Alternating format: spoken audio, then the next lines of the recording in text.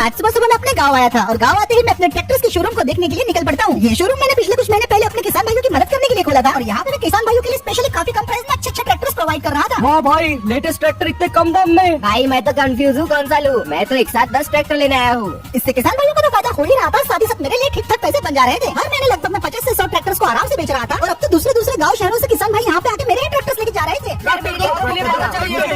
और वैसे मैं गाँव अपनी मॉडिफाई की भी थार रॉक से आया था। अब मैंने अपने शोरूम के सारे सेल्स और मैनेजमेंट को चेक कर लिया था और यहाँ पे मेरा काम पूरा हो गया था। मैंने शोरूम में 5-6 एम्प्लॉइज भी रख लिए हैं, तो अब कोई टेंशन नहीं है। अब फिर उसके बाद मैं अपनी थार रॉक्स में बैठता हूँ, उसे स्टार्ट करता हूँ और सीधा निकल पड़ता हूँ अपने घर की तरफ। आज मैंने इस मॉडिफाई की हुई थार रॉक्स में लगभग 150 किलोमीटर का सफर तय कर लिया था, वो भी बिना किसी दिक्कत के। और पूरे इस ट्रैवल जर्नी के दौरान मुझे एक भी बार ऐसा नहीं लगा कि मैंने थार को मॉडिफाई करके गलत काम किया है। लेकिन दिक्कत बस एक ही थी कि पेट्रोल कुछ ज्यादा ही पी रही थी और इसमें पेट्रोल भरवाने का टाइम आ गया था। गरीब है कि मुझे सामने पेट्रोल पंप दिख जाता है, तो मैंने सोचा कि चलो अपनी गाड़ी के अंदर यहीं से पेट्रोल भरवा लिया जाए। मैं अपनी कार को मोड़ के पेट्रोल पंप की तरफ लेके चले जाता हूँ, लेकिन यहाँ पे तो काफी लंबी लाइन लगी हुई थी। सारे के सारे डिस्पेंसर्स खुलते हैं और सबके सामने 4 से 5 गाड़ियां लगी हुई थी और मेरे पास यहाँ पे इंतजार करने के अलावा कोई बेचारा नहीं था। एक तो यहाँ के एम्प्लॉइज इतना स्लोली काम करते हैं कि 15 से 20 मिनट कब निकल जाए पता ही नहीं चलता। हाँ भाई, बोल कितने का डालूं? भाई साहब 5000 का डाल दीजिए, जल्दी में कुछ अट्टी आई। हाँ, तुझे कितना का डालना है बोल। मैक्सिमम लोग तो यहाँ पे अपना टैंक फुल करवाने आए थे, फिर भी 15-20 मिनट के बाद फाइनली गाड़ी एक करके चलने लगती है और फिर मैं भी अपनी गाड़ी को आगे बढ़ाने लगता हूँ। लेकिन मेरे सामने जो MG एक्टर थी डीजल वाली थी, लेकिन उसने पेट्रोल के सामने खड़ा कर दिया था। ए भाई गाड़ी आगे ले, गाड़ी आगे ले भाई, ए भाई गाड़ी आगे ले। अच्छा, तो ये पेट्रोल की लाइन है। ए भाई गाड़ी आगे ले रहा, गाड़ी आगे ले भाई। काफी देर तक हॉर्न मारने के बाद फाइनली वो बंदा अपनी गाड़ी आगे ले लेता है और फिर मैं बोलने लगता हूँ, भाई 2673 का पेट्रोल डाल दो। हाँ, एक और यूट्यूब शॉर्ट का ज्ञान लेके आ गया। 1 मिनट में तुम क्या बोल रहे हो? अरे कुछ नहीं, डाल रहा हूँ पेट्रोल, मीटर तक बाबा। अब उसने मेरी गाड़ी में प्रॉपर पेट्रोल डाल दिया था, तो मैंने उसके बाद उसे फोन पे से पेमेंट कर दिया। देखो भाई आ गया। हाँ भाई, आ गए। तो फिर मैं उसे थैंक यू बोलता हूँ, फिर अपनी गाड़ी को स्टार्ट करके पेट्रोल पंप से निकल पड़ता हूँ। अब मैंने अपना टैंक फुल कर लिया था और मैं जा रहा था अपने घर की तरफ। घर पहुंचने के लिए भी 60 किलोमीटर और बाकी थे, तो मैंने फटाफट अपना हाई क्वालिटी म्यूजिक सिस्टम चालू कर दिया और सॉन्ग्स के साथ मस्त वाइब करते हुए अपने घर की तरफ जाने लगा। और इसमें तो सॉन्ग्स पता क्या, मुझे काफी ज्यादा मजा आ गया था।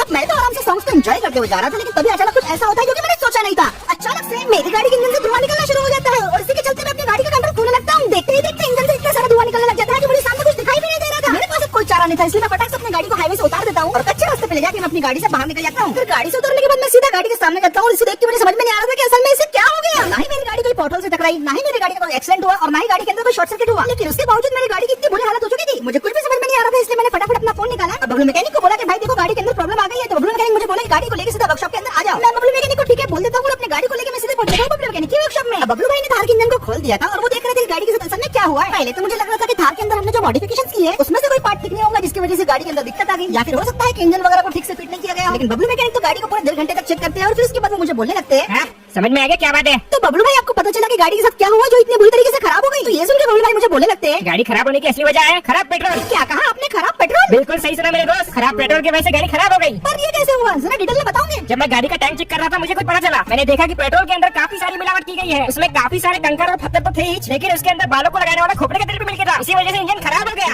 अब हम कुछ नहीं कर सकते, इंजन गया काम से। ऐसा मत बोलो बबलू भाई, मैंने इस थार को अभी मॉडिफाई कराया हूँ। हाँ मैं जानता हूँ, तूने गाड़ी मेरे पास ही मॉडिफाई कराई थी, लेकिन फिर भी बबलू भाई कोई तो तरीका होगा ना। अफसोस मेरे दोस्त, नया इंजन लाना ही पड़ेगा। अब ये सुनने के बाद मुझे काफी ज्यादा गुस्सा आ गया था और जिसकी वजह से मेरी गाड़ी का ये हाल हुआ है, मैं उसे छोड़ने नहीं वाला था। मैं फौरन भागते हुए बबलू मैकेनिक की वर्कशॉप से निकलता हूँ और सीधा उसे पेट्रोल पंप पे पहुंच जाता हूँ जहाँ से मैंने पिछली बार पेट्रोल भरवाया था। और वहाँ पे पहुंचने के बाद मैं वहाँ पे काम करने वाले बंदे को बोलने लगता हूँ, ए भाई जरा इधर आ।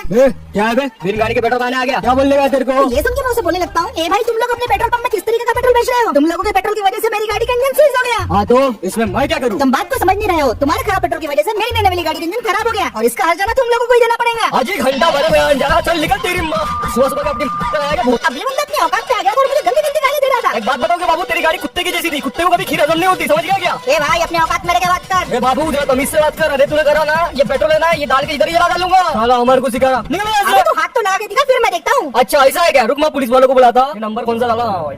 Hello police station. अब मैं बड़ी मुश्किल से पुलिस के चक्कर से छुटा हूँ और अभी पुलिस वालों से मुलाकात करने का मेरा कोई इरादा नहीं था, तो मैं उसे बोलने लगता हूँ, ठीक है मैं यहाँ जा रहा हूँ, पुलिस बुलाने की जरूरत नहीं है। ओ बाबू अब कैसे लाइन पे? लेकिन जाते जाते मैं उसे बोलने लगता हूँ कि तू अपने किए की सजा जल्दी भुगतेगा।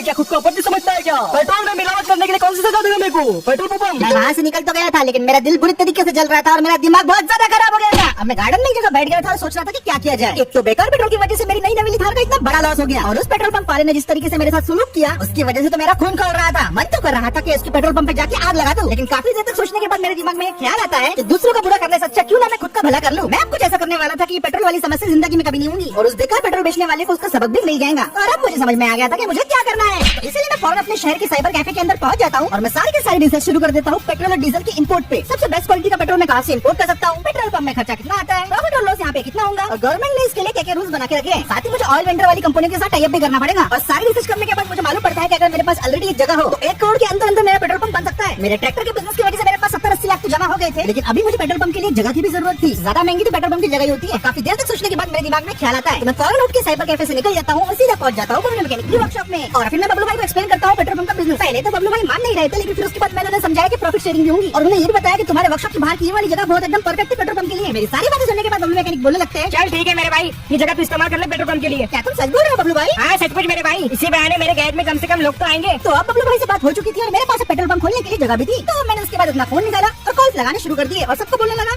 चलो भाई पेट्रोल पंप का काम अब शुरू करते हैं। तो अब मेरे पेट्रोल पंप पे काम शुरू हो गया था। मैंने सारे के सारे कंस्ट्रक्शन वर्कर्स को बुला लिया था और अभी हमें इस खाली सी जगह को ब्रांड न्यू पेट्रोल पंप में कन्वर्ट करना है। जितने सामान की रिक्वायरमेंट थी हमने वो सारा के सारा बुला लिया था। अभी मेरे बिल्डर से बातचीत चल रही थी कि कौन सा मटेरियल कहाँ पे यूज होने वाला है, हमें कौन कौन से सामान की जरूरत और भी ज्यादा पड़ सकती है, और हमारा पेट्रोल पंप कितना बड़ा है कितना छोटा होना चाहिए। भाई अच्छा हो रहा है, इधर पेट्रोल पंप खोल रहा है। कम से कम हमें दूर तो नहीं जाना पड़ेगा भाई, मट्टी काफी दलदली है, कंक्रीट डाल के टाइट करनी पड़ेगी भाई। सबसे पहले पानी के लिए बोरिंग खोद लेंगे।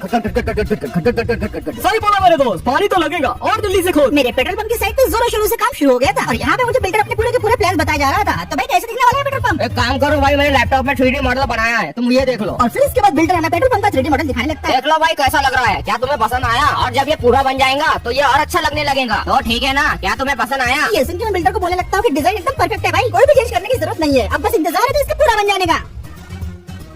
अब पूरे 2 महीने काम लगातार चलने के बाद फाइनली मेरा पेट्रोल पंप तैयार था। ला ला ला ला ला ला ला ला ला ला।